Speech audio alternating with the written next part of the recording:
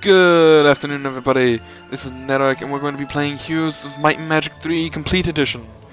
This game came out around 1999, and it is a sort of RPG, RTS sort of crossbreed. Let's start with a new game. Single scenario. I'm going to be making my own sort of little random scenario here. Easy, because we're operating on old video game logic of difficulty, which is easy is still pretty damn hard. Starting town, castle, yes.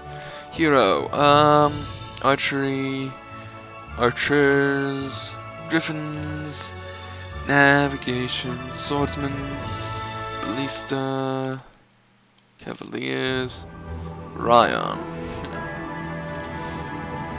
What does he do? First aid. Maybe. And then we've got Adela. What I'm doing now is I am picking my starting hero, which is basically sort of my champion. He controls my armies and moves around the map for me. Well, actually first let's actually go with map size here. Extra large. Turn that on. Oh, that's the underground. Human computer players, let's go with 6 players. No teams. Don't need that. Computer only teams, none. Water content. Let's go with random. Monster strength. We'll also go with random here. Alright. Then we'll go back to advanced options here. And I will pick my town and my hero. States. Ooh, that's money. That's a good one. Let's keep going through here. Cuthbert, weakness, fostering, monks. Ooh, monks are always good. Sonia, lioness, and then plus gold. I think I'm going to go with Orin here. Archers are incredibly useful when you get a nice stack of them on the field. You can take out a hell of a lot of people. Gold, I'm going to get a starting bonus of gold, which will really help me, because that's how you recruit monsters, usually through gold. The other resources are for other monster recruitment, like the higher ones, and then building things. And I believe that should be it. Random map. Let's make sure I got everything right here. Let's actually go with normal monster strength. And then, let's begin. So, Heroes of Might and Magic was a franchise originally created by New World Computing. And then they were bought out by 3DO, which is a sort of game publishing house. However, 3DO was quickly bankrupt, and they sold the rights of Heroes of Might and Magic to Ubisoft, who now continues to produce the games. What do I want to build here? Citadel. Basically, every day you're allowed to build one sort of building here. And I've got 30,000 gold to start with, so that's really damn good. I'm thinking building a town hall is probably the best option. Town halls and upgrading this building here will earn you more gold from the castle each day. So I'm going to go ahead and do that. And it shows up here. And if I go, oop, that's not it. If I go back to the town hall, all of this is crossed out, meaning I can't build anything else today. These 7 structures down here are always the monster recruitment areas. So, like, upgrading Guard's house and upgrading the Archer's towers will allow me to purchase upgraded ones of these guys, pikemen and archers. Speaking of which, I'm going to go ahead and buy them right now and put them in my army. And I'm starting off with 2 griffins, some archers, and some pikemen. Alright, and then we can probably actually leave the castle here and start exploring. No, that's a bit tough for me. Shrine of Magic Incantation. You come across level acolytes. In exchange for your protection, they agree to teach you a simple spell, Bloodlust. Fortunately, you have no spell to record. Okay, well, I know what I'm building next in, and it is a Mage's Guild, a Mage Tower. Now, like an RPG, your hero moves around and collects different things, and you can examine your hero more closely and see their stats over here and their items over here.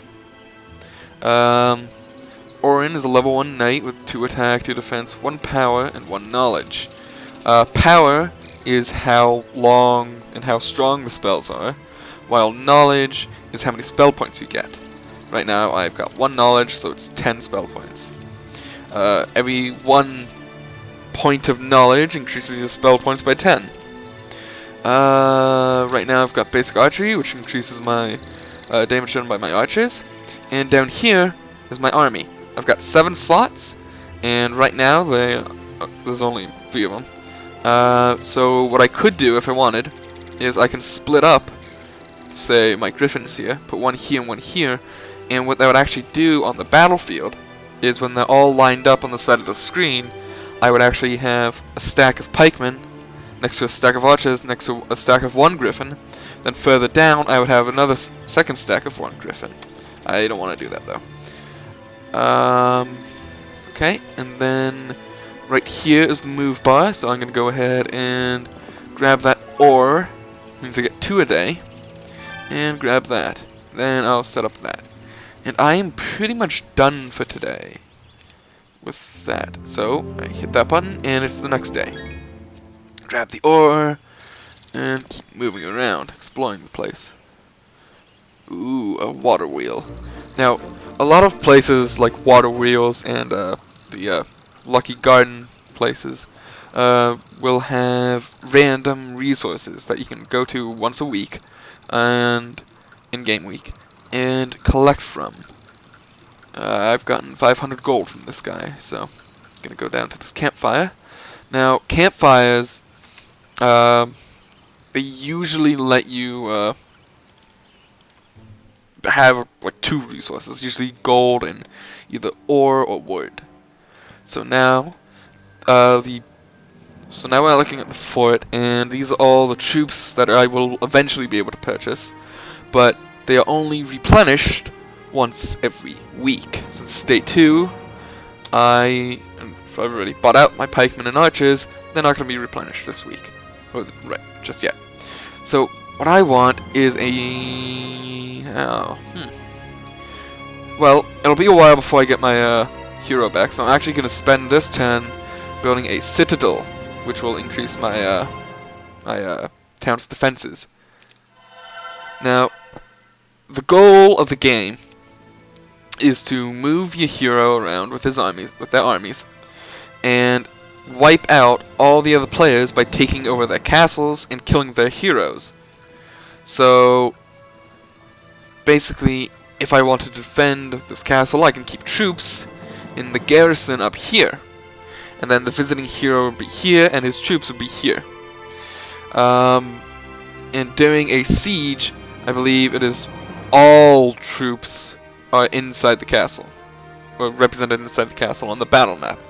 And yes, the castle is represented on the battle map, and you have walls to hide behind. Now, I do think I want a second hero here. So I'm going to look at this one. She seems pretty good. What does he have? 20 more. He has 10 more spell points. He comes with a spell book already, but he does not have the right army type for me.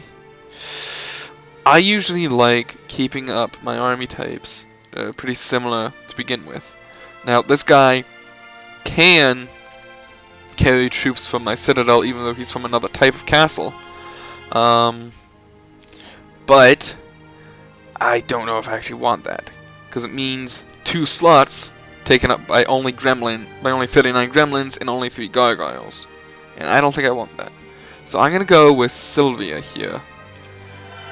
Purchased her, and now she can start running around as well.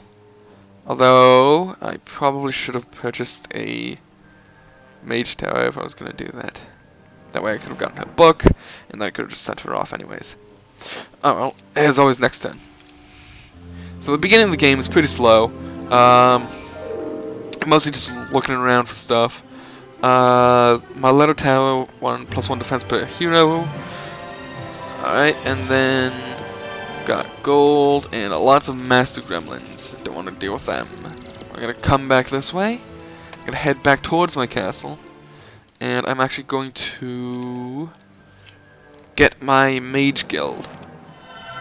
Now, with each additional upgrading of the mage guild, yes, I would like to buy the spellbook for her, you unlock different scrolls, different spells. So these are the first spells here. We've got Magic Arrow, which does a bunch of damage. Cure, which heals a small number of hit points on a unit, and removes the negative spell effects. Bless, which does the maximum damage for the unit. Dispel, it removes negative spell effects. And then View Earth, which reveals the location of all resources for the caster. So, what I could do is some of the spells are combat only, and some of the spells are adventure map. So like, for example, right now I have View Earth, which is adventure map. So I could cast this, and I can see all the resources on the map. And I can move my little thing around here, and those are all the resources on the map.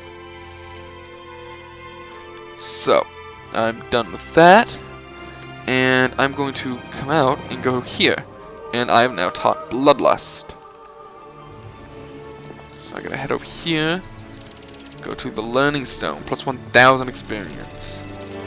Okay, now I get to give upgrades to my hero, since she leveled up. So I can do Advanced Leadership or Basic Archery. I'm thinking Basic Archery. Now I can go to Redwood Observatory, which lets me see a larger part of the map. So let me take a look at what I found here. Oh boy, that's a lot of creatures. Alright. Wow, I need to get an army put together really quick here, if I ever want to go anywhere. Alright, so basically, I can't get past these guys. I can't get up here without fighting these guys first. So, hence why my icon, my little pointer, is now a little actual pointer instead of a sword or horse. So, let's see, let's send her down towards this gold. And that's actually it. And I guess we're done for the day. Alright, so that is essentially the basics of the game. Next episode we're going to be continuing on here, and hopefully I will be able to show you some combat. So, take care.